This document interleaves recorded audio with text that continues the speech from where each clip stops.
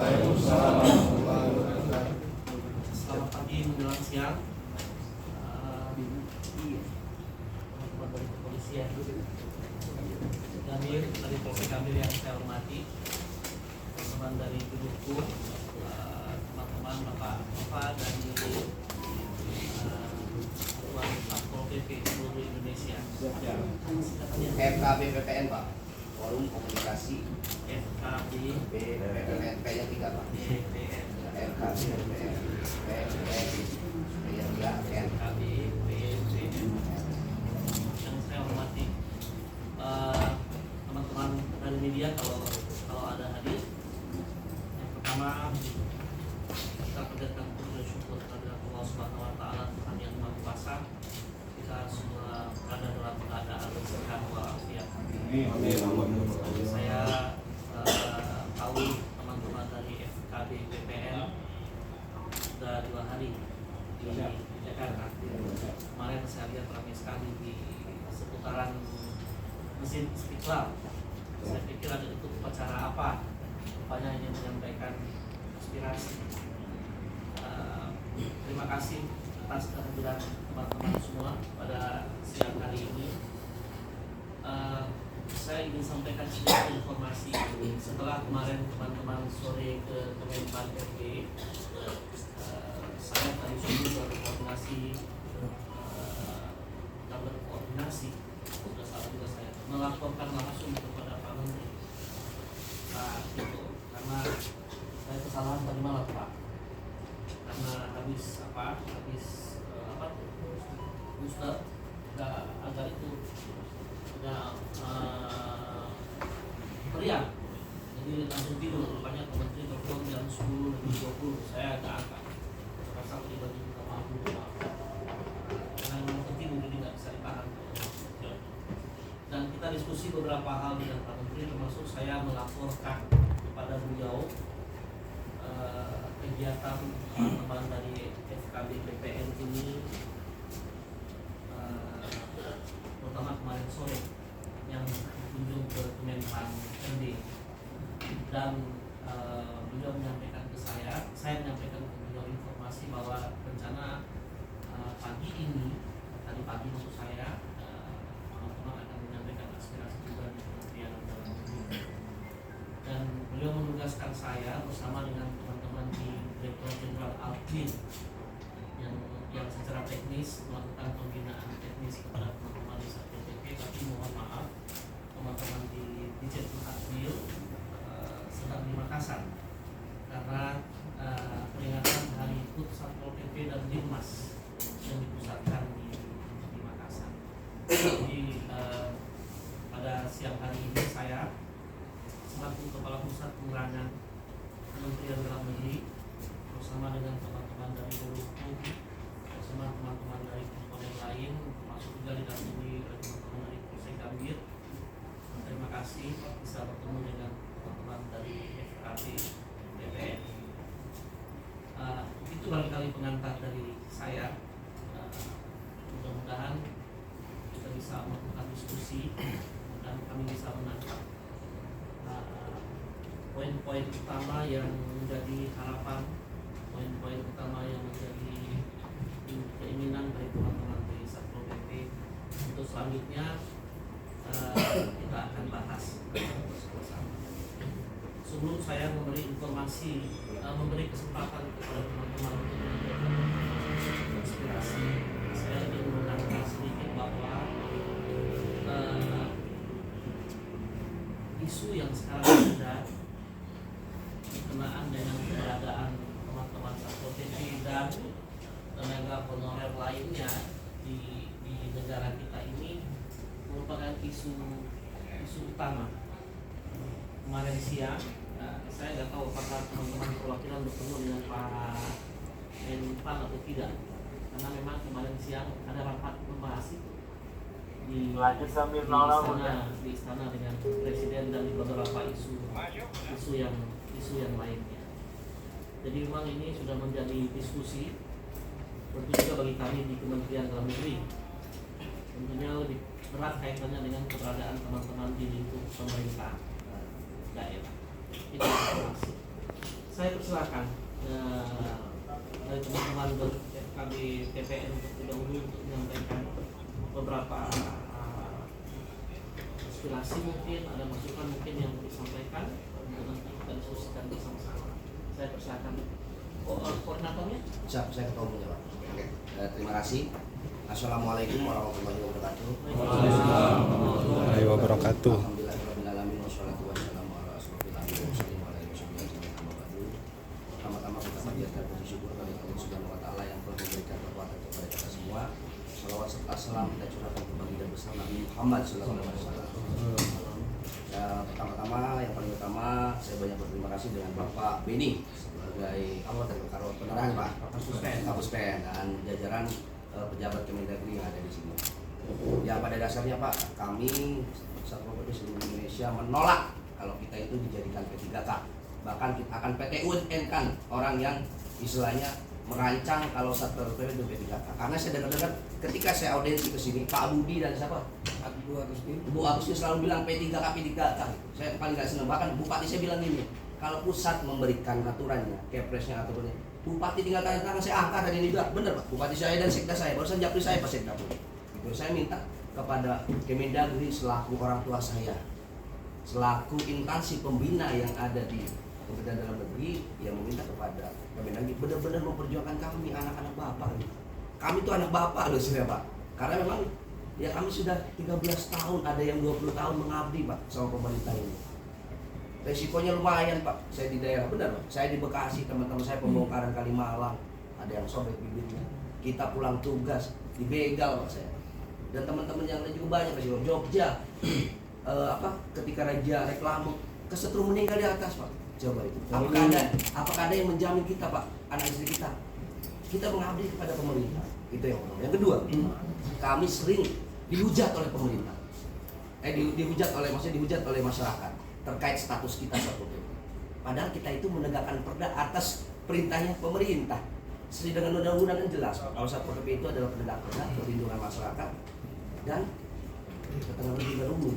Gitu Pak. Mungkin itu saja yang disampaikan. Nanti terkait aturan-aturan nanti akan disampaikan oleh divisi hukum saya, Mas Hajar. Silakan Mas Hajar. Silakan. Terima kasih. Assalamualaikum warahmatullahi wabarakatuh. Terima kasih pejabat dari Kementerian Dalam Negeri, dari pihak kepolisian dan beberapa jajaran dari Kementerian juga masih dari Kansulat. Yang terpenting Pak, kami dari divisi hukum, dan saya juga praktisi hukum juga di salah satu di pemerintah daerah. Cuman begini Pak, yang jadi ironi bahwasanya saat ini proses Satpol PP secara sistematik aja, jumlah Satpol PP ini sudah sangat jomplang, kebutuhannya sudah tidak sesuai. Kita mengestimasikan dari data dari Kemendagri aja, jumlah Satpol PP seluruh Indonesia itu jumlahnya yang berstatus PNS itu 21.000, yang berstatus jabatan fungsional kira-kira sekitar 5.000 atau 90 personil seluruh Indonesia Pak. Yang sekarang yang menegakkan penegakan perda dan perkada adalah pegawai non ASN. Bayangkan itu jumlahnya 90.000. Secara estimasi sesuai dengan Permendagri 60 tahun 2012 tentang jumlah ketentuan penetapan jumlah personil Satpol PP itu minimal 200 personil di tiap daerah. Kita estimasikan itu totalnya standar minimalnya itu 130.000 personil itu Pak seluruh Indonesia. Kita ada kalau diambil dari 90 itu diangkat semua jadi PNS, itu ada standar minimal belum tercukupi. Standar minimal untuk jumlah Satpol PP-nya itu aja belum terpenuhi. Satu. Yang kedua, perlu diingat Pak, pemerintah itu ada yang namanya pelayanan dasar, SPM, standar pelayanan minimal kepada masyarakat. Ada 6 hal yang menjadi standar pelayanan masyarakat. Salah satunya ada 3 Mas, setelah kesehatan dan pendidikan. Betul nggak? Ya. Apakah pemerintah sudah melaksanakan itu? Betul. Kami di sini bentuknya adalah kami sebagai aparatur juga sebagai masyarakat yang meminta pelayanan untuk memberikan pelayanan Tikungkran Mas sebagai program investasi. Seperti apa yang menjadi judul Kementerian sekarang Pak di ulang tahun kita. Saat ini kita datang ini juga merayakan ulang tahun juga Pak. Terus terang kami merayakan ulang tahun di dalam perjuangan gitu loh Pak. bukan kami menentang apa yang menjadi pijakan pemerintah, tetapi kami menentang ulang tahun tentang dedikasi kami yang sudah dituangkan kepada masyarakat, yang selain kompetensi kami dipakai selama puluhan tahun, yang selain mendedikasikan sebagai pelayanan masyarakat di Bidung Timbul Ranmas, tapi kompetensi kita itu belum dipenuhi oleh pemerintah. Salah satunya seperti itu, Pak. Dan ini bahaya sekali kalau masyarakat ini tahu orang yang punya kompetensi, ya repot penegakan. Apalagi kan kita adalah penegakan yang berhubungan dengan justisial, proses sebelum proses hukum atau proses justisi pelayanannya. Ini kalau proses justisinya sudah nggak benar, posisinya nggak benar, apakah penegakan hukum perundang-undangan? Karena aspek dari perda itu adalah tata urutan peraturan perundang-undangan yang paling terendah setelah undang-undang. Perlu diingat itu, Pak. Dia mempunyai sanksi pidana loh, Pak. Bukan lagi nggak punya sanksi pidana. Perda itu punya sanksi pidana sesuai ketentuan di dalam Undang-Undang 23/2014. Ada 6 bulan yang ketentuan 3 dan 6 bulan. Dan ini bukan barang yang sepele. Yang menegakkan siapa? Orang yang punya potensi. Lagi, ini bahaya sekali. Pemerintah ini posisinya kan Satpol PP kalau diangkat semua itu nggak akan jomblangan, karena strukturnya itu menyeluruh, Pak. Dari Aceh sampai Papua ini semuanya sudah terhitung semuanya kebutuhannya, dan itu kebutuhannya minimal sekali lagi, Pak. Bayangkan, ini kalau sudah nggak dipenuhi, bayangkan, Pak, kalau SE itu Menpan itu dilaksanakan, stabilisasi nasional tentang Timbul Ranmas sudah akan jalan. Apa yang terjadi, Pak? PAD akan turun. Lagi menjadi catatan. Apalagi Bapak Presiden sudah menginstruksikan di dalam setiap rapat-rapatnya investasi di daerah. Siapa yang menekan investasi di daerah? Satpol PP. Dengan apa, Pak? Tugas fungsinya. Salah satu penegakan perda. Timbul Ranmasnya sebagai pelayanan perlindungan masyarakat. Aspeknya 3 aspek ini menjadi satu menyeluruh, menjadi satu bagian yang itu mendongkrak yang namanya PAD. Betul, Pak. Itu salah satunya. PAD yang saat ini yang terjadi untuk membayar membayar pegawai seluruh nasional. Salah satunya di daerah maupun di pusat kita menyetorkan anggaran untuk baik pajak retribusinya sebagai pelayanan. Itu dari itu, Pak. Bayangkan kalau PAD-nya turun, apalagi nggak jadi defisit pelayanan masyarakat, nggak terganggu nggak pelayanan juga kesehatan, karena nggak ada PAD. Selama ini defisit. Ya ini kita menumbuhkan, kita itu bukan menganalogi orang Indonesia itu lah, saudara. Juga dengan adanya nggak ada penegakan ya nggak harus membayar retribusi dalam pelayanan itu. Dan itu perlu diketahui, peningkatan PAD kita itu selanjutnya ada didukung dan ditopang. Itu juga menjadi judul dari HUT Satpol PP saat ini. Satu penegakan yang menumbuhkan investasi. Setelah pasca COVID, negara itu dengan adanya kayak gini untuk menumbuhkan investasi, salah satunya adalah untuk pelayanan masyarakat tentang dibagi beberapa sektor. Salah satunya adalah penegakan perda. Nah ini, Pak, menjadi perhatian penting, kunci penting untuk hal-hal yang harus dipahami. Selanjutnya, bahwa Satpol PP itu adalah tugas fungsinya tertuang di dalam undang-undang di pasal 256 ayat 1, bahwa Satpol PP adalah jabatan fungsional pegawai negeri sipil. Lagi, itu ketentuan undang-undang yang saat ini yang kita tentukan di dalam pasalnya, di dalam pasal 255 ayat 1-nya juga menentukan ada 3 deskripsinya tadi, penegakan perda dan perkada, perlindungan masyarakat, serta ketertiban dan pelayanan masyarakat, penyelenggaraan ketertiban dan masyarakat, dan ketiga perlindungan masyarakat. Di situ 3 sektor itu yang saat ini menjadi beban kami untuk melaksanakan tugas oleh kepala daerah. Mengapa kepala daerah kita setuju untuk pengangkatan? Karena kami yang saat ini meningkatkan PAD yang ada, sampai beliau para kepala daerah itu menyurati, Pak. Jangan dikira nggak menyurati. Itu sudah disurati, kita sanggup untuk mengangkat semua Pol PP yang ada di daerah. Semua nyurati, Pak, kepala daerah, baik ke Kemenpan maupun ke Mendagri. Saat ini itu nggak direspon. Bayangkan, Pak, kepala daerah loh, kepala daerah itu melakukan sesuatu itu kan mendasarkan dengan ketentuan hukum, sesuai diatur di dalam Undang-Undang 30/2014 tentang administrasi pemerintah. Itu, Pak, yang namanya diskresi. Ya, aspek itu harus harus tenang. Kami ini datang ini bukan menolak kebijakan pemerintah Pak, tapi justru memperkuat ke pemerintah supaya kebijakan apa yang diambil oleh Kementerian Dalam Negeri sebagai pembina kami di Satpol PP tepat sasaran, sesuai apa yang menjadi titah undang-undang gitu loh Pak. Nah, kalau kita contoh kita aspek apa yang disampaikan ketua kami tadi menjawab P3K, apakah pelayanan penegakan hukum itu juga dilakukan di luar dari PNS? Pak, instansikan sama dengan Pak Kapol dari Polri, kita tuh bermitra Pak. Nggak ada Pak Polri itu juga honorer. Tahu nggak Pak? Ya, posisi nggak ada bisa ditigakan. Mau jadi penegak hukum syaratnya baik jaksa, baik baik hakim maupun penegak kepolisian maupun Satpol PP itu nggak boleh diisi oleh yang namanya jabatan itu menjadi ketentuan undang-undang. Nah kami ini loh posisinya Pak. Bayangkan kalau seluruh Indonesia itu tahu yang menegakkan adalah ASN, apa yang terjadi Pak? PT UN seluruh Indonesia. Siap gak negara gitu kan oleh masyarakat? Ini aja belum tahu Pak, menjadi dilematis untuk menjadi kajian yang harus dikaji secara menyeluruh.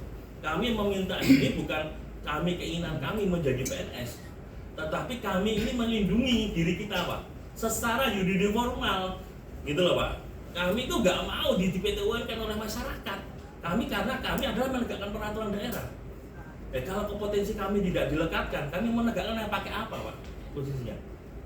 Bagi saya kan gitu. Pakai aturan apa kita menegakkan? Karena kompetensinya tidak ada, dituangkan di dalam substansi hukumnya. Nah kalau kita sudah ada kompetensi hukumnya dan menjadi bagian dari kompetensi itu, ya kita akan melaksanakan sesuai dengan kaidah-kaidah hukum yang diatur di dalam ketentuan peraturan perundang-undangan. Sejarah seperti itu Pak sejarahnya. Jadi kami bukan semerta-merta menjadi PNS itu karena keinginan kami, tetapi ini keinginan undang-undang yang saat itu kalau itu tidak dilaksanakan, apa yang terjadi? Penegakan perda dan perdata tidak bisa dilakukan.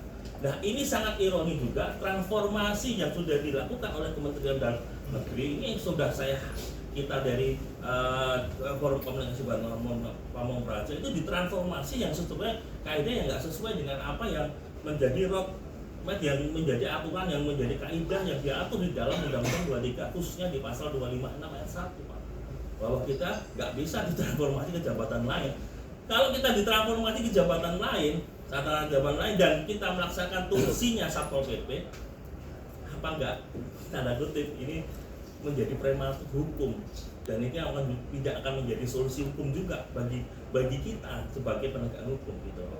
Nah, kita itu meminta sekali lagi saya mintakan transformasi yang sesuai kaidah lah. Ya, artinya jangan kita membantu kami mengada-ngada yang tidak ada gitu loh Pak maksudnya.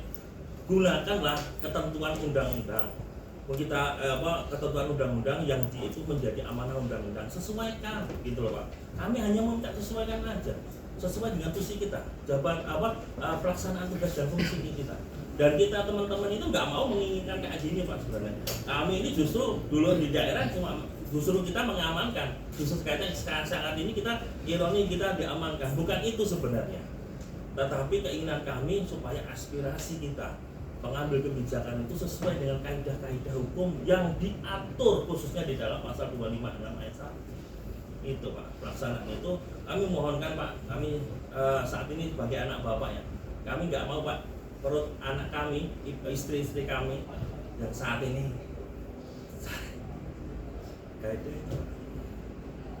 berontak kayak gini Pak. Nasib kami itu diperjuangkan buat kaidah teman kami. Pelayanan ini kalau kami digugat, anak istri kita yang makan siapa? Pemerintah? Enggak, belum tentu Pak. Kami digugat, kami dipenjara dengan kaidah pelaksanaan penegak hukum. Siapa yang bertanggung jawab? Itu yang saya menangis Pak. Itu.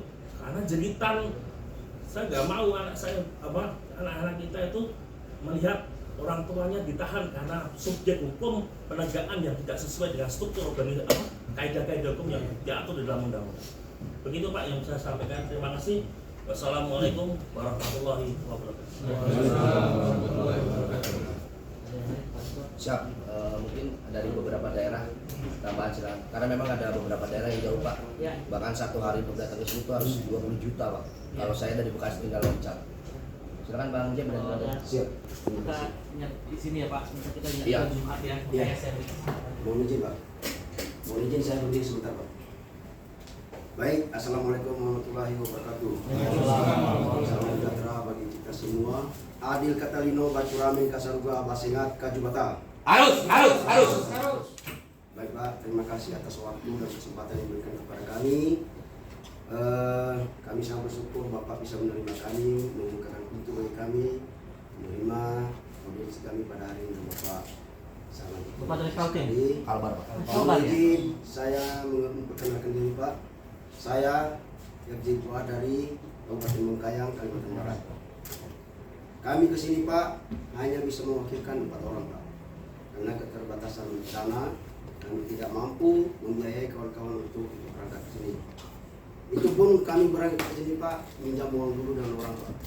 Dengan biaya 20 juta untuk 4 orang. Nah, jadi mungkin rekan-rekan yang lain tadi sudah menyampaikan masalah hukumnya. Saya sedikit menyampaikan masalah risiko kerja yang kami alami di lapangan Pak. Kalau bisa sekali-sekali main Pak di Kalimantan Barat. Risiko yang kami alami selama ini Pak, mungkin pembangunan strategi nasional yang sudah kami hadapi langsung dengan masyarakat. Terutama yang pertama, pembangunan Sutet Malaysia Indonesia Pak. Itu kami sudah berhadapan langsung dengan masyarakat Pak. Kami sudah langsung sampai Mandau udah kesini Pak. Yang menikmati itu Pak siapa? Seluruh rakyat Indonesia. Yang kedua, pembangunan pembebasan lahan di PLBN Jagoy Babang Pak. Ya mudah-mudahan rencananya tahun ini Pak Jokowi akan meresmikan PLBN Jagoy Babang. Dan itu juga salah satu sumber penghasilan negara Pak. Jadi mohon dipertimbangkan Pak. Kami di lapangan itu Pak, kami ini Satpol PP khususnya yang memang betul-betul yang memperjuangkan negara kita ini, jangan bukan hanya daerah Pak. Itu salah satu. Yang ketiga, masalah COVID kemarin Pak. Kami sampaikan bahwa bukan hanya tenaga kesehatan aja Pak yang melakukan hal itu. Kami langsung turun tangan Pak. Pengemasan mayat, masukkan ke mayat. Sampai pernah saya marah kepala puskesmas. Sekali-sekali bagaimana Satpol PP? Apa Satpol PP? Saya bilang itu tugas ibu. Karena secara kemanusiaan tadi Pak, kita bungkus, kita masukkan, kita gali kubur, kita kuburkan. Semua dinas kesehatan apa segala perawat itu lepas tangan Pak, tidak ada yang berani. Maaf saya sendiri. Betul. Selama COVID saya 27 orang saya ikut mengubur orang Pak. Bukti dan video foto itu saya bisa kasihkan Bapak kalau diminta, bukti fisiknya Pak. Kita sudah mengalami semua itu Pak. Ya. Sampai saya satu keluarga kena COVID Pak. Andai kata saya mati mungkin saya tidak bisa ketemu sekarang Pak. Siapa yang nanggung saya? Kami asuransi ketenaga kerjaan tidak ada Pak. Tidak ada negara menjamin kami karena status kami honorer.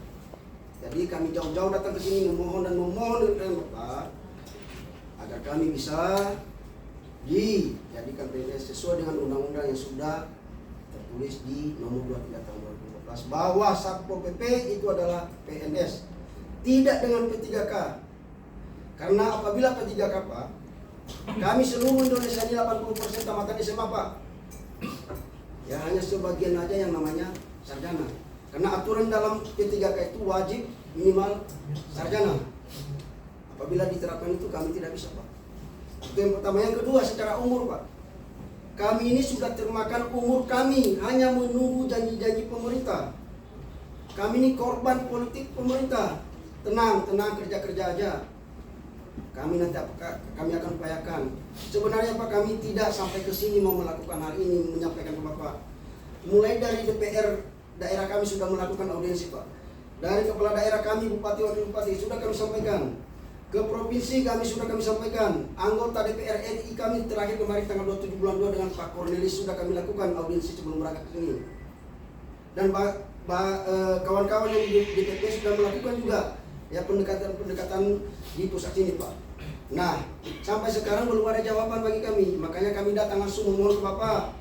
Mungkin selama ini kami minta-minta ibaratkan anak Pak, belikan kami permen Pak, belikan kami permen. Hari ini kami minta dengan Bapak langsung. Mohon Pak kasih permen itu dengan kami. Ya, tolong Pak permen itu supaya kami bisa pulang, bisa membawa oleh-oleh pas hari ulang tahun kami di Pol PP hari ini bisa menyenangkan hati kawan-kawan di 90.000 setanah air Indonesia ini Pak. Jadi mohon sangat kami mohon dengan Bapak agar hari ini ada keputusan yang bisa kami bawa pulang. Ya mungkin sedikit ada catatan nanti. Ya ada bukti bahwa kami sudah berjuang dan Bapak sudah memperjuangkan kami. Demikian dari kami Pak. Terima kasih atas waktu yang diberikan kepada kami. Harapan kami sekali lagi Pak, mohon perjuangan kami dari PNS. Ya, selamat siang. Adil Katalino Bacoramin Kasaduga Basengat Kajumata. Harus. Mungkin tambahan Pak bahwa Menpan RB dan KSP dengan DPR RI pun sudah setuju Pak. Kunci hanya di Kemendagri. Bapak boleh tanya ke Pak Adi Panas. Bahkan kajian hukum yang kami buat sudah sampai Pak. Kayaknya sama Pak Tito juga udah sampai. Mereka setuju apa? Setuju bahwa kita itu untuk diangkat Jadi jadi Bapak PNS. menyampaikan doa. Kemarin kita dari KSP berhubungan banjir ikut rapat Pak Paripurna sama Pak Presiden menyampaikan intinya dari instansi pembina dulu. Kalau instansi pembina yang membuka keran, contohnya kesehatan. Kenapa kesehatan bisa otomatis bidang kemarin? Karena kesehatannya aware, angkesnya. Nah ini dari Mendagrinya sendiri gitu loh. Sedangkan malah kita di ombang-ambing malah diarahkan ke 3K dari direktoratnya sendiri gitu. Kami sudah audiensi 20 kali Pak. Ini dia gitu loh Pak. Jadi kita punya data semua, data digital kita semua beraudiensi dengan direktorat selalu seperti itu. Tidak mau buka keran, padahal cuma cukup bilang aja siap. Karena kan Kemendagri juga udah punya sistem seperti Kemenkes, seperti Kemendikbud sudah punya sistem namanya Simpol PP. Tinggal ngambil data dari situ. Itu sudah terekam semua Pak 90.000. Lakukanlah seperti Kemendikbud, seperti Kemenkes. Itu aja Pak. Itu kemarin KSP terakhir kami menyerahkan kajian hukum kita. Jawabannya seperti itu. Hanya Kemendagrinya tidak membuka. Jadi makanya kita mohon kepada Kemendagri sebagai instansi pembina, tolong lakukanlah. Ini anak-anak bangsa semua Pak. Seperti itu Pak. Terima kasih Pak. Itu tambahan aja Pak. Ada yang lain? Izin Pak. Assalamualaikum warahmatullahi wabarakatuh. Assalamualaikum. Salam sejahtera untuk kita semua. Singkat. Yang pertama, benar apa yang disampaikan oleh rekan kita dari Kalbar Pak. Kita ini dari Sumatera Selatan Pak. Masuk ketua DPW memboyong 50 orang dari Sumatera Selatan. Karena kenapa? Kami ikhlas. Karena kami ingin berjuang untuk nasib kita semua. Nah, yang pertama Pak, benar yang dibilang oleh rekan kita Kalbar tadi antara anak dan orang tua. Kami mau mengadu kemana lagi Pak selain kepada orang tua. Jadi inilah saatnya orang tua untuk memberlakukan dan membahagiakan anak-anaknya di seluruh Indonesia. Itu Pak. Artinya tidak ada tempat lagi kami mengadu. Seperti yang disampaikan oleh sekjen kami tadi, mulai dari KSP, Kemenpan dan lain sebagainya sudah sangat mendukung dalam hal terkait masalah kebijakan. Artinya Kemendagri selaku pembina kami, tolonglah Pak, siapkanlah, buatlah seperti kajian dan lain sebagainya. Ini ada kajian yang ingin kami sampaikan dari DPP. Terakhir Pak, pertemuan kita ini rasanya kalau dibilang muak, Pak Kapolsek, rasanya muak Pak. Pertemuan seperti ini. Bahkan kami di lapangan juga seperti ini juga trik-trik kami. Nah, artinya mohon agar kiranya pertemuan pada siang hari ini jangan cuma menjadi kiasan meja belakang. Surat pernyataan tertulis. Harapan kami agar kiranya apa yang menjadi diskusi kita hari ini segera ditindaklanjuti dan dilaporkan kepada Pak Mendagri. Sebenarnya saya pengen Pak ketemu dengan Pak Mendagri karena sama-sama orang Palembang. Iya, cuma mungkin ya apa artilah kita semua di sini kan. Jadi titip salam Pak dari Palembang. Hadir dari Palembang Pak. Ya. Demikian yang saya sampaikan. Wassalamualaikum warahmatullahi wabarakatuh.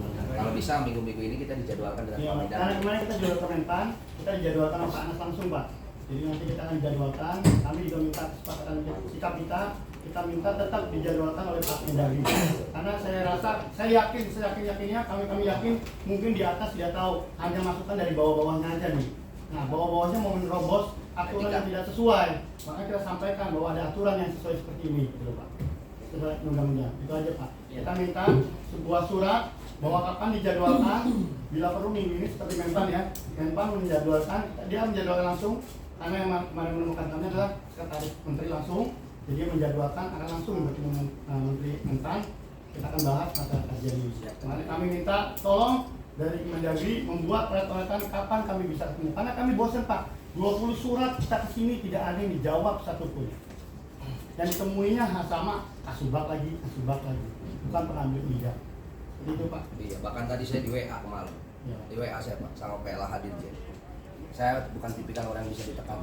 Ya, saya izin. Ya, di direktur. PLH Direktur Direktorat. bilang nggak usah aksi demo. Siapa dia Pak? Saya sama bupati saya aja, silakan Pak. Bapak pecat saya pecat Pak. Sama sekda saya pecat, saya nggak takut dipecat. Begitu Pak. Nggak takut dipecat karena saya memperjuangkan anak istri saya dan keturunan saya Pak. Ya. Gitu. Saya bukan tipikal orang yang bisa ditekan-tekan, kecuali beliau nggak usah demo. Besok saya buatkan surat agar Kemendagri mendukung PPP dan mendorong untuk daerah PNS. Baru sih nggak demo Pak. Ya. Gitu. Izin Pak sekali lagi, kalau bisa dalam waktu pertemuan itu nanti supaya masalah ini bisa clear. Alangkah baiknya kalau bisa Kemendagri, Kemenpan RB dengan kami. Menteri Keuangan sekali Pak. Satu kan, ya. Nah, satu duduk sama-sama Pak membahas ini, Ya. supaya betul-betul ada titik terangnya.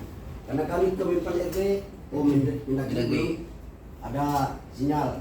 Kami ke sini, aduh, Kemenpan RB belum bisa membuat keputusan. Jadi biar sama-sama. Enggak Bang, Bajep. Siap. Suruh Kemenpan RB, Kemendagri buat surat. Kita buat surat, Bupati tanda tangan, ditolak sama Menpan. Punten Pak, waktu zaman Pak Cahyokumolo, saya intens komunikasi dengan beliau secara langsung. Pak Cahyokumolo buat surat kepada Kemendagri. Nanti suratnya Om Jo kasih. Tahun 2018. Ya, buat surat untuk menyelesaikan honorer Satpol PP Indonesia. Dikirim ke Menpan. Ketika Pak Cahyokumolo jadi Menpan, seharusnya beliau tinggal jawab Pak. Bukan gitu Pak. Karena punten Pak, surat ini Pak, biarpun saya menjabat sebagai ketua umum baru 6 bulan Pak. Saya ke rumah Pak Jokowi ke Solo, saya tidur 3 hari Pak di musola. Dengan keyakinan saya sebagai manusia. Oh siapa? Ya benar. Nanti supaya Itu kita siapa perlu saya sampaikan Pak. Gitu. Surat ini udah sampai semua. Cuma tinggal minta ke Bapak, minta dibantu Pak, selesaikan kita. Gitu. Ya. Ini seperti itu. Ya. Minta surat tertulis juga Pak. Ya. Kira-kira. Saya pikir begitu ya. Siap. Karena kita sholat Jumat. Saya terima kasih Pak Ketua, Mas Raja.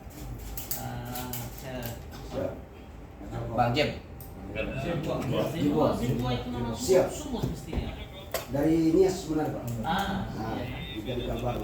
Iya, terima kasih Mas juga dari tadi menyampaikan beberapa hal ya. Saya memperhatikan betul aspirasi teman-teman tadi, terutama yang disampaikan oleh Mas Hajar. Dari divisi hukum beliau sangat memahami aturan terkait dengan Satpol PP ini, termasuk juga dengan Linmas ya. Dan kita juga mempunyai rujukan yang sama untuk itu. Saya juga ingin sampaikan kepada teman-teman semua bahwa kami di Kementerian Dalam Negeri ya, karena teman-teman ada di garis kami, ya kami tentu akan berada di posisi itu ya. Teman-teman mungkin lihat ada surat-surat yang keluar belakangan ini, ada SE dari Menpan dan lain-lain sebagainya, termasuk juga soal waktu kita sampai November dan lain-lain, ada gitu kan? Ada banyak. Gitu, ya. Jadi, nah sesungguhnya kebijakan umum pembinaan kepegawaian itu ada di tangan teman-teman di Kementerian Pan RB. Ya, itu dulu yang perlu saya sangat senang sekali kalau ada pernyataan tertulis dari Kemenpan RB. Nah, saya minta ya, saya akan serahkan langsung kepada Pak Menteri. Demikian juga dari KSP. Supaya apa? Supaya nanti begitu Pak Tito ngomong di sidang, ini sudah ada dukungan dari teman-teman lain. Ya, anak kami kenapa kami tidak akan itu yang menjadi pemikiran kami. Jadi saya beritahu begini, yang pertama ya, saya hanya mengulang saja arahan Pak Tito tadi pagi. Nah, saya tulis, kita saat ini mengupayakan agar teman-teman Satpol PP tetap bekerja seperti biasa untuk tahun 2023. Jadi itu yang mau kita dorong. Kita mengharapkan SE yang sudah beredar sampai 2023 itu kita upayakan untuk tidak berlaku. Itu yang kita dorong. Saya pikir saya harap teman-teman bisa memahami. Kalau itu berlaku, ya berarti yang sebagian akan ke P3K, sebagian yang mungkin nggak tahu lagi arahnya kemana, kan begitu. Kalau itu berlaku. Nah, kami dari Kementerian Dalam Negeri mengupayakan itu tidak berlaku untuk teman-teman di daerah. Jadi tetap bekerja seperti biasa sambil kita dalam proses waktu berjalan ini menunggu termasuk menyampaikan aspirasi bahwa teman-teman tidak untuk jadi P3K, maunya kan jadi PNS. Tapi di Rakornas dibahasnya P3K. Itu dinamika yang perlu kita bangun bersama. Ya, itu dinamika yang perlu kita bangun bersama. Kalau saya mengatakan itu, ya nanti itu yang tidak akan terjadi. Padahal kehadiran teman-teman di sini bukan untuk mendukung P3K kan. Nah, itu yang akan menjadi poin yang akan kita sampaikan. Nah, saya tadi sangat senang sekali kalau memang sudah ada dukungan. Di poin pertama tadi itu, karena apa? Di 2023 ini kita ingin semua berjalan seperti sekarang ini, sambil kita mengikuti nanti proses-proses yang berlangsung. Kehadiran teman-teman di sini sangat memberi insight bagi kami untuk menyampaikan hal-hal yang saya pikir sangat mendukung untuk kita bersama. Tidak bagi teman-teman saja di Satpol PP, juga tidak bagi kami di Kementerian Dalam Negeri, tapi juga bagi masyarakat kita yang ada di Pemda, di masyarakat kita yang ada di daerah. Sebagaimana tugas-tugas yang teman-teman lakukan tadi di daerah. Itu yang pertama. Yang kedua, berkenaan dengan tuntutan, harapan, keinginan teman-teman untuk jadi PNS itu tidak putus dengan Kementerian Dalam Negeri sendiri. Saya sependapat tadi. Saya akan koordinasi dengan teman-teman di Kemenpan. Kapan Menpan akan bertemu dengan teman-teman, saya akan dorong Menteri Dalam Negeri bertemu pada saat itu. Alhamdulillah. Ya, nggak apa-apa bikin. Saya akan dorong, ya. Begitu saya akan laporkan ke Pak Menteri, Pak Menpan diagendakan untuk bertemu dengan teman-teman di FKB PPN. Saya menyarankan Bapak juga hadir pada saat itu. Kalau perlu kita undang sekalian tadi dengan pihak-pihak lain. Ya, saya sependapat itu. Karena begini, seperti tadi saya bilang, kami saja yang pegawai negeri, kebijakan pembinaan kepegawaian itu di Kemenpan, bukan di dalam negeri. Nah itu, jadi perlu memang. Saya sangat senang kalau ada itu ya. Kalau mereka setuju, kalau ada pernyataan tertulis mereka setuju jadi PNS, ibarat main biliar, tinggal mendorong bola putih masuk tuh. Tapi ada hitam di atas putih, resmi. Ya, kalau ada seperti itu. Saya tidak mau saja menyebutkan sebenarnya, karena apa ya, kondisinya seperti itu. Nah, kewenangan itu tidak di Kementerian Dalam Negeri. Nah, untuk itu kita perlu membangun komunikasi dengan Kemenpan. Mohon nanti juga kita bersharing ya, kapan diagendakan. Itu nanti saya yang nanti berkoordinasi dengan, kemarin ketemu sama Bapak yang itu ya, Pak Azerus ya, sama Ibu Rini juga. Ibu Rini juga. Saya akan komunikasikan itu. Dan syukur-syukur nanti bisa bertemu pada waktu yang sama saja Pak Menteri. Karena sebenarnya mereka sudah membahas ini malah juga sekarang. Dan kehadiran teman-teman itu juga. Dan yang berikutnya berkaitan dengan masih yang nomor 2. Ini kita perlu juga melibatkan teman-teman, tadi sudah disebut dengan Kementerian Keuangan dan Bappenas soal perencanaan dan anggaran. Dan yang juga tidak mungkin kita tinggalkan kepala daerah. Karena teman-teman di daerah itu pembinaan lebih lanjutnya itu dengan Pemda yang dipimpin oleh kepala daerah. Nah kita ingin juga kalau ada Pak Ketua pernyataan tertulis. Oh banyak Pak. Saya tanda tangan Pak Giring. Pernyataan tertulis dari Pemda tadi itu pada saat pertemuan nanti disampaikan, dibawa maksud saya gitu. Kemendagri yang punya Pak. Kemendagri yang punya. Sudah di sini. Sudah di sini Pak. Baik. Nah. Saya akan nanti tanyakan kepada teman-teman di Akwil ya, yang menangani, yang membina teman-teman secara langsung. Nah kita akan bawa itu pada pertemuan itu kalau memang ada dukungan, karena pembiayaan teman-teman di daerah itu akan lebih pada APBD. Nah kalau ada kesiapan APBD ya kenapa tidak? Siap Pak. Didukung bersama-sama. Nah itu teman-teman ya, poin-poin tadi yang diarahkan Pak Menteri kepada saya.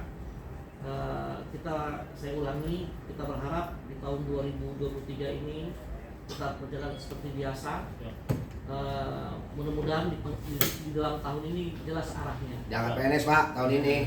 Itu tinggal 90.000 kali 3. Iya. Tinggal Datanya tadi kan siap, sudah Pak. disampaikan beliau kan Iya. ya. Kalau rata-rata 200 orang per kabupaten, jumlah kita 552 ini provinsi dan kabupaten kota ya. Betul. Ya, dikali sekian seperti itu nanti kita bisa itu. Nah teman-teman juga saya pada bagian akhir ini juga ingin menyampaikan bahwa ya kita sambil menunggu ya pertemuan dengan Kemenpan RB, saya akan dorong untuk bisa ketemu bersama-sama. Bahkan sebenarnya Pak Tito sudah lama mengajak pihak-pihak itu untuk membahas ini, karena Pak Dirjen Atwil itu beliau dengan bukan lancang juga dengan lancang dengan penuh perhitungan menyampaikan ke Pak Menteri. Satpol PP ini berbeda Pak dengan tenaga honorer yang lain. Betul. Bahkan beliau bikin video Pak sekarang. Ya, dia katakan seperti itu. Dan Pak Menteri juga tadi bilang sama saya, Satpol PP ini tenaga yang terlatih, tidak tenaga yang sifatnya administratif biasa gitu. Nah, dari situ kan teman-teman bisa tahu lah arahnya, kemauannya Kementerian Dalam Negeri kan sudah tahu. Persoalannya ya? Ya, nggak apa-apa. Ya. Jadi untuk Direktorat Pol PP dan 5 sendiri Pak, khususnya saya sebutkan namanya Pak ya, di bawah Bu Agustin yaitu Pak Budi, beliau membuat jabatan baru. Dia sedang membuat jabatan baru, yang mana jabatan baru ini Pranata Tibung Pramas namanya. Ya. Itu nah ini ada bagian hukum mungkin ya dari Mendagri. Ya. Ini bertentangan dengan pasal 256 Pak. Karena yang dibuat yang sedang diolah oleh Pak Budi dengan Direktorat Pol PP Binmas Mendagri ini adalah sebuah jabatan baru Pranata Tibung Pramas namanya yang bertentangan dengan pasal 256. Jadi Direktorat Pol PP dan Binmas Mendagri ini sedang membuat arah ke P3 Kak, melawan undang-undang. Ya.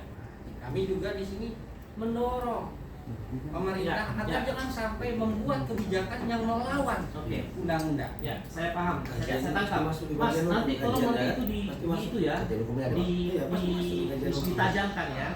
Karena begini maksud saya, teman-teman, sekarang orang tidak lagi berpikir untuk jabatan struktural di mana-mana.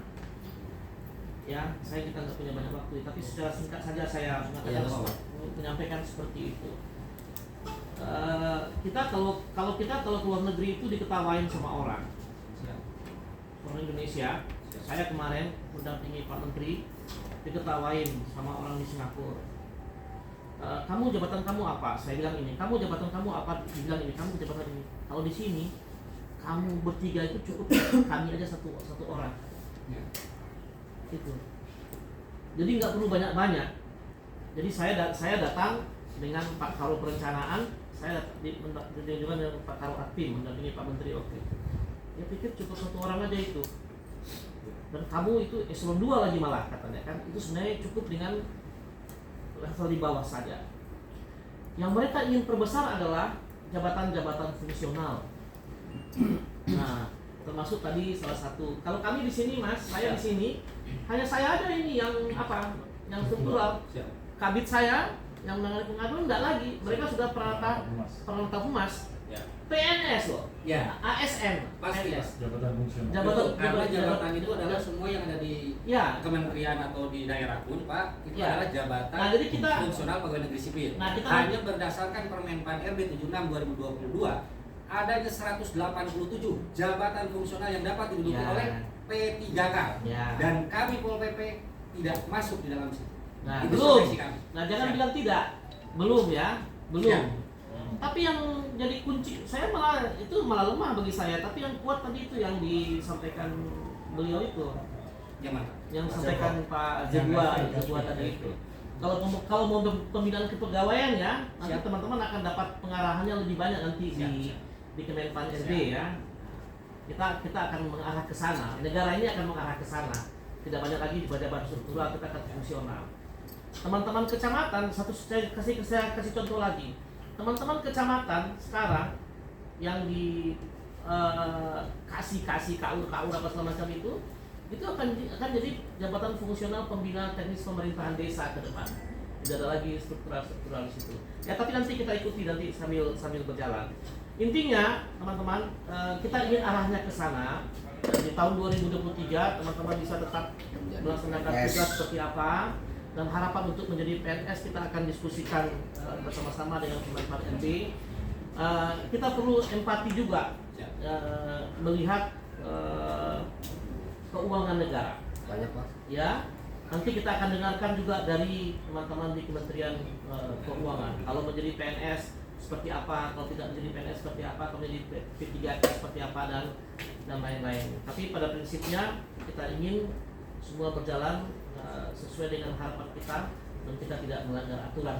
Betul, setuju, sepaham. Itu teman-teman, saya sudah sampaikan arahan Pak Tito. Kemudian juga nanti kita tentu akan berdiskusi juga dengan kepala daerah ya. Siap. Dengan kepala daerah. Saya akan tagihkan nanti ya. Saya akan tagihkan nanti surat-surat dukungan Pemda itu kalau memang sudah masuk Pak. Sudah masuk. Ini Pak Dirjen, Pak Saprijal buat video nih barusan nih Pak. Ya. Kalau sudah ya saya belum dengar ya. Bang, emang semangatnya saya belum tahu nih seperti apa. Emang dia baru Ya. Saya pikir begitu. Ya, Mas kalau ada tambahan silakan Pak. Bapak cukup ya. Ada tambahan Mas silakan. Ya. Baik, terima kasih Bapak Pimpinan Rapat. Bismillahirrahmanirrahim. Assalamualaikum warahmatullahi wabarakatuh. Waalaikumsalam. Kami hormati Pak Pimpinan Rapat, rekan-rekan sekalian. Tidak banyak yang saya sampaikan.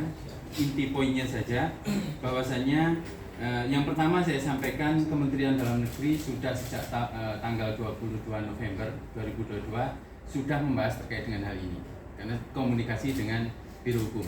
Yang secara prinsip kami menyampaikan bahwasannya jenis Satpol PP ini sama dengan jabatan-jabatan lain yang dialihkan menjadi PNS seperti itu.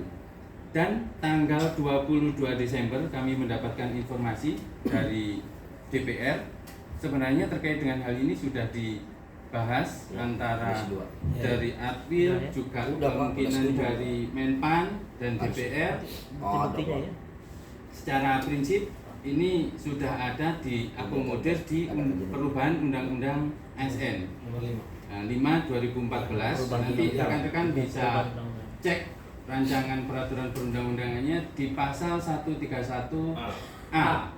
Tidak ada poin penegak peraturan Pak, hanya ada poin penegak kesehatan,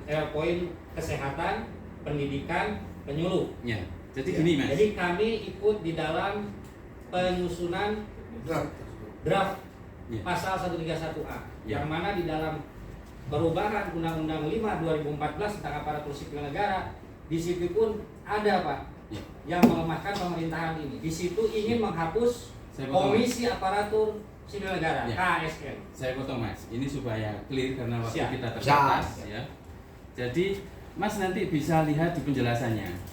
Bantuan Polisi Pamong Praja bukan profesi Pak. Di dalam penjelasan pasal itu tulisannya Bantuan Polisi Pamong Praja. Silakan Bapak lihat. Karena kita juga ikut buat itu Pak. Yang ada adalah jabatan Polisi Pamong Praja. Undang-undang yang menyatakan kita bukan asal-asalan membuat undang-undang itu Pak. Itu bagi yang udah PNS berlaku itu Pak, bagi kami tidak tersentuh Pak. Tidak ada jabatan di negara ini Bantuan Polisi Pamong Praja. Tidak ada. Maka dari itu Adanya Polisi naskah Pamong akademik Praja. tersebut tidak sah Pak, batal demi hukum karena jabatan yang disebutkan di dalam penjelasan itu, mohon izin Pak sekali lagi, tidak pernah ada di negara kesatuan Republik Indonesia sampai dengan hari ini kita berdiri sini bertemu. Mohon izin Pak. Mas nanti ikut di Kemenpan RB ya. Emang itu selalu Pak. Saya kemarin ketemu Pak. Tim kita Pak. Biar kita sama-sama. Jadi saya di sini hanya ingin menegaskan kembali. Iya, siap. Saya bacakan koreksi nanti karena ini saya komunikasi dengan Dijen Atwil selama ini. Yes. Tenaga honorer, pegawai tidak tetap, pegawai non PNS, dan tenaga kontrak yang bekerja terus-menerus dan diangkat berdasarkan surat keputusan yang dikeluarkan sampai dengan tanggal 15 Januari 2014 wajib diangkat sebagai PNS. Ya. Betul. Itu di pasal 131 ayat 1 Pak. Ya. Ya, mohon maaf, Pak. Tapi Juga kita tidak ada di situ. Ketua, batasi Ya, dulu. sama. Batas itu di situ. Pegawai tetap, pegawai tidak tetap, pegawai tetap non PNS. Honorer, honorer masuk. Honorer. Iya. Namun akan tetapi Pak, di situ dikedepankan pendidikan dan kesehatan Betul. dan penyuluh Pak. Iya. Gitu ya, itu dibuat di Ragunan Pak itu. Kita ada di sana, kandang Kami yang 12. membuatnya, Iwan Ali Darmawan itu Pak yang suka nangkring di DPR RI, itu yang membuatnya Pak. Jamal Pak, Rike Diah Pitaloka Pak, yang pengusungnya Pak, RDP. Tahun berapa dibuat? 2012. Sekarang belum. Silakan. Nah, Iya. posisinya Pak, itu sudah kami sampaikan kepada legislatif. Di sini eksekutif. Nah, kita sudah upaya ke legislatif Pak. Tinggal satu Pak yang dulu lembaga negara ini ada 3 kan Pak? Yudikatif. Legislatif, eksekutif, yudikatif. Kami menahan-nahan diri. Hak konstitusional kami, profesi kami. Sebentar Mas. Pada saat ini status dari rekan-rekan ini sebagai apa dulu? Kalau saya berdasarkan pemahaman saya ya, Iya. itu masuk ke dalam kategori yang beralih menjadi PNS tadi. Iya Pak, tapi Iya. kami nanti benturannya ini larinya Pak, posisinya. Ini harus kita batasi. Pemerintah dengan Undang-Undang Nomor 5 2014 itu sudah membuat 2 Pak, P3K dan PNS Pak. Berbeda dengan 874 pokok-pokok pegawai negeri. Pokok-pokok pegawaian. Ini kan undang-undang ini 5 2014 itu juga harus kita tegakkan Pak. Pemerintah membuat program 2 itu. Yang tadinya pegawai kontrakan, Honda, Honor daerah, ini diakomodir oleh pemerintah dengan diterbitkan Undang-Undang Aparatur Sipil Negara 5 2014. Diatur dalam 2, pegawai negeri sipil dan P3K. Ya kan? Honorer ini masuk semua P3K. Sehingga walaupun posisinya ini bukan pegawai negeri sipil, tapi ada kejelasan. Nah, begitu kan, negara membuat kejelasan Ya. agar posisinya hak-haknya bisa diberikan. Ini tidak yang dalam Lari pokok. kepada situ Pak, sebentar Pak, sebelum Pak, mohon izin. Lari kepada yang tadi, revisi yang itu Pak, nanti kita terkuncinya anak buah Bapak ini, kami ini dalam di bawah Depdagri ini, khususnya profesi polisi pamong praja ini, terkuncinya di Undang-Undang 23 pasal 256, karena yang lain sudah terselamatkan Pak. Honorer itu semua sudah terselamatkan, tidak usah PNS. P3K juga ada, ini program pemerintah, kalian harus yakin. Pak Alex Denny, P3K Pak, betul atau tidak? Ya, ya. Betul Pak, Ya, Deputi SDM Ya, MRB, Ya. angkatan pertama 2019, betul Pak? Ya, ya. Orang tertarik, orang yang sudah di luar tertarik masuk ke pemerintahan, terhambat umur dan posisinya Nah, dia itu. punya prestasi, dia bisa masuk lewat jalur P3K. Inilah negara Pak. Makanya negara kita berdaulat. Kalau misalkan Bapak main ke luar negeri, tidak usah bangga dengan luar negeri karena mekanisme kita negara republik kita mengatur diri kita sendiri, tidak usah negara lain mengatur Sebentar. kita. Ini kita akan forumnya diskusi. Iya. Dan ini Emang waktunya diskusi nih berbeda. Pak. Siap, ya. Enak begini. Saya bersemangat Pak kalau bicara tentang revisi Iya. undang-undang Pak. Kalau Ini saya- enaknya Pak bertemu dengan Menteri Keuangan, Mendagri, Ya. dan Menpan RB karena Pak Jokowi udah instruksiin Pak, suruh dirapiin honorer Pak. Ya. Bahkan yang buat kajian hukum kita itu dari PDIP sudah disampaikan ke situ Pak. Ya. Ibu Sadar sudah setuju, suratnya kasih Om Jok. Ya. Gitu tinggal ditanda tangan, angkat kami PNS. kita salat dulu aja Om. Jadi, Ya, pelan. ini ya, ini sudah 12.10 teman-teman ya. Nanti saya kalau ada dokumen saya dikasih Siap. sebagai laporan saya. Nanti habis Jumatan Pak kita bertemu lagi Pak. Nah, kemudian nanti yang surat-surat dukungan Pemda sudah di Adwil. Adwil. Oke, nanti saya juga itu nanti. Nah, mudah-mudahan nanti kita bisa ketemu sama-sama di Menpan RB. Ya. Nanti kita coba saya bangun komunikasi kapan mau teman-teman mau diterima Pak Abdullah Azur Anas. Saya pikir begitu ya. Siapa? Terima kasih. Pokoknya ya kita di rumah sendiri lah. Ya iya Pak, logonya Mendagri Pak. Kita di rumah sendiri.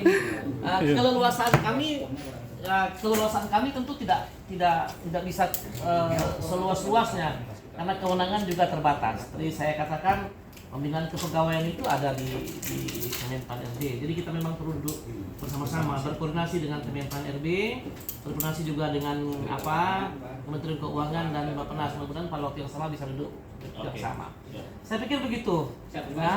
Ya, mohon maaf kalau ada yang kurang. Kami juga penyampaiannya seperti ini, Pak. Saya senang teman-teman kritis. Ini honorer loh Pak, honorer Pak. Ya, saya senang kalau teman-teman kritis. Memang harus begitu. Iya.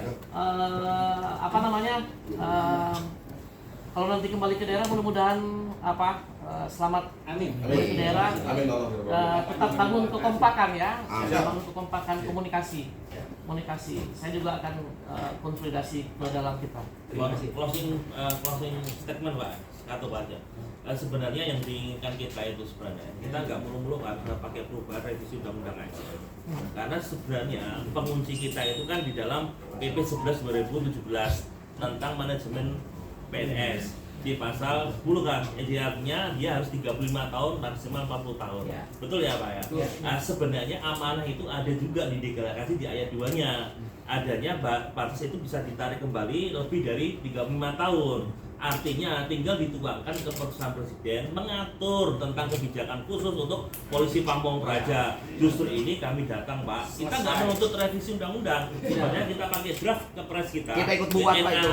NA selesai Pak. Udah NA-nya diselesaikan draft, kita diseleksi secara kompetensi kita, yang di situ sudah ada estimasi yang kita sudah bangun, selesai. Udah ditandangi Pak Jokowi, hari ini besok sudah bisa melaksanakan tes untuk Takbir!